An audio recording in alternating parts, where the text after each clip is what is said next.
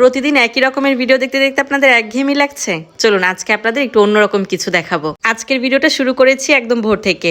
সকালবেলা আমাদের বাড়ির সামনে সৌন্দর্যটা কেমন হয় সেটাই আজকে দেখাবো। এই ভিডিওটা যখন করা হয়েছে তখন 6:30 বাজে। সূর্যের দিকে হঠাৎ করে তাকালে কিন্তু বোঝা যায় না যেটা সকালের ভিডিও নাকি সন্ধ্যার ভিডিও। এই দেখেন আস্তে আস্তে পরিষ্কার হচ্ছে, কি সুন্দর ঝকঝকে আকাশ, মাত্রই কিন্তু সূর্যটা উঠেছে। আর এই যে এখন নৌকা দিয়ে কিন্তু বিলের ভেতর নেমে পড়েছি। ওই যে আমাদের বাড়ি দেখা যায়। আমার বাড়িটা পূর্বমুখী হওয়াতে সূর্য ওঠার সাথে সাথেই মিষ্টি সূর্যের আলোটা বাড়ির ভেতরে চলে আসে। আমি যখন ঘুম থেকে উঠে দরজাটা খুলি তখনই ঘরটা আলোকিত হয়ে যায়। ভিডিওটা যখন এই পর্যন্ত দেখেই ফেলেছেন তখন আর স্কিপ করবেন না, কারণ আসল চমক তো সামনে।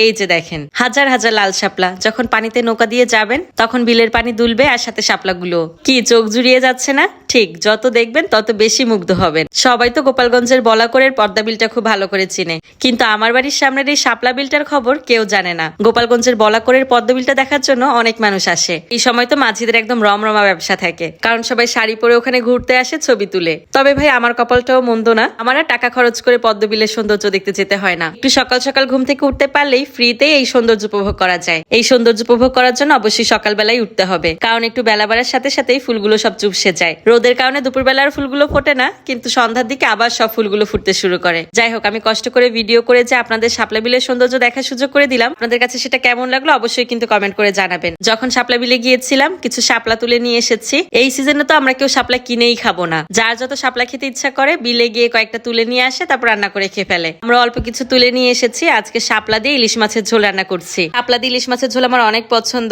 তবে আমি আগে নিজে কখনো রান্না করিনি, আজকেই প্রথম রান্না করছি। এই কারণে আমার পানির আন্দাজটা বুঝতে একটু অসুবিধা হয়েছে। পানি একটু বেশি হয়ে গিয়েছিল। যদি একটু পানি কম দিতাম তাহলে শাপলাগুলো আস্তে আস্তেই থাকতো, কিন্তু খেতে কিন্তু অনেক বেশি মজা লেগেছিল। গ্রামে আরেকটা অসুবিধা আছে, সেটা হচ্ছে পানি নিয়ে। আমরা রান্না বান্নায় কলের পানি ব্যবহার করি, যার কারণে রান্নার কালারটা না কালো কালো দেখা যায়, মানে বিশেষ করে ঝোল রান্না করতে গেলে আর কি। ঝোল আর ডালের কালারটা না একদমই পছন্দ মতো হয় না। আর রান্নার কালার যদি ভালো না হয় তাহলে খাওয়ার কত রুচি আসে। অন্যরা সবাই নাকি বৃষ্টির পানি ধরে রান্না করে, তবে আমার বৃষ্টির পানি ধরে রান্না করার তেমন কোনো সুযোগ নেই। এর জন্য আমাকে কলের পানি দিয়েই কাজ চালাতে হয়। আমি আমাদের জন্য শাপলার ঝোল রান্না করেছি ইলিশ মাছ দিয়ে, আর এখানে একটু হাঁসের মাংস রান্না করছি। মাংস তো আমার ছেলের প্রতিদিনই লাগবে, সেটা গরু হোক, খাসি হোক, হাঁস কিংবা মুরগি। বাসায় মুরগি শেষ হয়ে গিয়েছিল, যার কারণে পালের একটা হাঁস জবাই করে ওকে রান্না করে দিয়েছি। আর আমাদের জন্য চিংড়ি শুটকি দিয়ে ধুন্দল একটা ভাজি করেছি। এই ধুন্দলগুলো অনেক বেশি মজার ছিল, খেতে মিষ্টি মিষ্টি লেগেছে, আর একদম রান্না করার পরে গলে গেছে।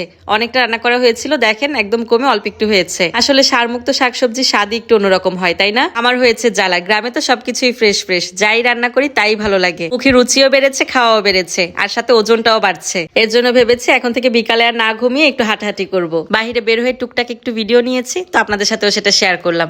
আজকের ভিডিওটা এখানেই শেষ করে দিচ্ছি। ভালো লাগলে অবশ্যই একটা শেয়ার করে দিবেন। সবাই ভালো থাকবেন। আল্লাহ হাফেজ।